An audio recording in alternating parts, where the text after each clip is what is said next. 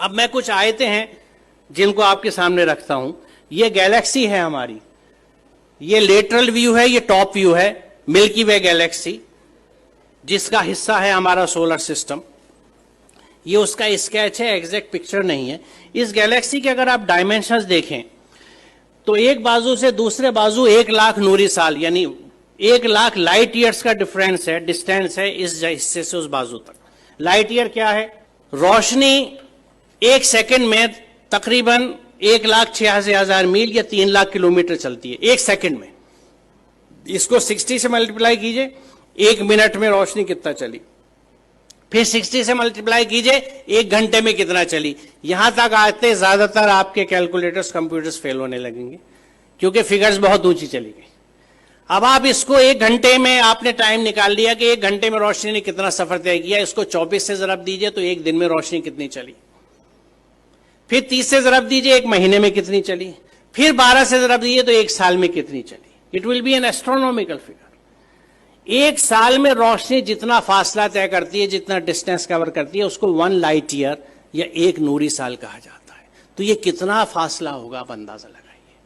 और सिर्फ इस गैलेक्सी के इस कहकशा के, ये मिल्की वे जो दूधिया कहकशा है, इसके एक बाजू से दूसरे बाजू आने के लिए आपको 1,00,000 लाइट ईयर्स चाहिए।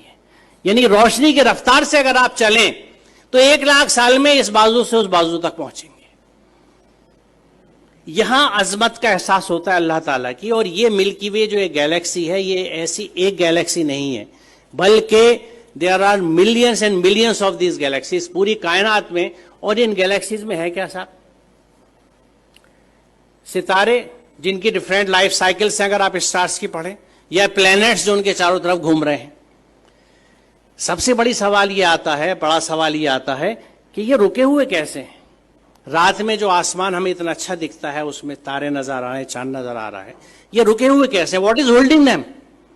वो क्या चीज है? वो कौन से कुव्वतें हैं? आज हम जानते हैं कि ये इलेक्ट्रोमैग्नेटिक फोर्सेस हैं जिनके बैलेंसिंग से इनको हमने रोक रखा है। It is just phenomenal. आप ये समझिए कि मैग्नेटिक फोर्स को कंट्रोल करने के लिए इस वक्त हमारे पास जो सबसे अच्छी एग्जाम्पल है, उदाहरण है, वो मैगलेव ट्रेन का है कि मैग्नेटिक लेविटेशन से रेल की पटरी से 6 इंच ऊपर ट्रेन रन करती है, जिसको मैगलेव ट्रेन कहते हैं। उस मैग्नेटिक लेविटेशन से एक ट्रेन को सिर्फ हमने 6 इंच ऊपर उठाया है।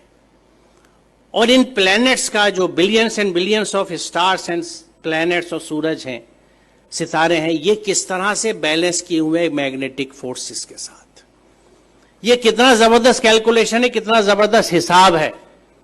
और इसको जब आप समझते हैं और सूरह रहमान की उस आयत को देखते हैं कि बस समा रफा व वज़ल मीज़ान, तो बात समझ में आती है कि उसने आसमान को बुलंद किया और एक तवाजुन कायम कर दिया। तवाजुन की अहमियत की वजाहत है क्योंकि आप इमेजिन कीजिए, मुझे नहीं पता, मैंने बचपन में खेल खेला है, उसका जिक्र मैं हमेशा इस तकरीर में अपनी करता हूं कि मैग्नेट से जब हम लोग छोटे थे तो हमारे पास वो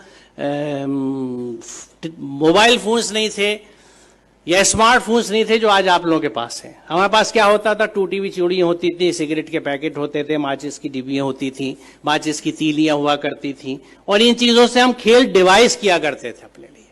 तो मैग्नेट से हम जो एक खेल डिवाइस करते थे, और वो घर से जल्दी से किसी तरह जब अम्मी की नजर बचती थी सुई उठा लाते थे या आल पे ले लेते थे अब्बा के ड्रॉज में से कि कागज के ऊपर पिन रखी और नीचे मैग्नेट रख के उसको घुमाना शुरू किया तो ऊपर से वो सुई घूमती थी। अब इस सुई को अगर आप बीच में रख के दोनों साइड मैग्नेट रख लें तो जिधर मैग्नेट का फोर्स ज्यादा होगा सुई उधर भागेगी। एक स्टेज ऐसी आएगी कि सुई बीच में कांपती सी रहेगी, ना इधर जा सकती है ना उधर, क्योंकि यहां पे दोनों फोर्सेज एक दूसरे को न्यूट्रलाइज कर रहे हैं। इधर की मैग्नेटिक की ताकत, इधर की मैग्नेटिक की ताकत एक दूसरे को न्यूट्रलाइज कर रही है, नलीफाई कर रही है। वो सुई बीच में ट्रैप्ड है। अब आप इसे इमेजिन कीजिए कि अगर आप ऐसे ही 2 मैग्नेट ऊपर नीचे रख लें और उस कागज को निकाल दें तो 4 मैग्नेट के बीच में हैंग कर जाएगी नीडल। बड़ी मेहनत करनी पड़ेगी इसको बीच में हैंग करने के लिए, एक सुई को। अब इमेजिन कीजिए इस यूनिवर्स को जिसमें कितने millions and billions of planets इसी मैग्नेटिक फोर्सेस के इंटरप्ले की वजह से, एक बैलेंस की वजह से हैंग कर रहे हैं। जो इसको समझ सकता है वो खालिक की अजमत को समझता है। वो परमात्मा की महात्मा को समझ सकता है, महानता को समझ सकता है, अल्लाह ताला की अजमत को पहचान सकता है। और उस वक्त वो कन्विंस होता है कि जब इस पूरी कायनात में अल्लाह के कानून चलते हैं तो मैं उसके कानून को किस तरह से एक जुज़दान में लपेट के बिना समझे ऊपर रख सकता हूं और उसको फॉलो नहीं करता।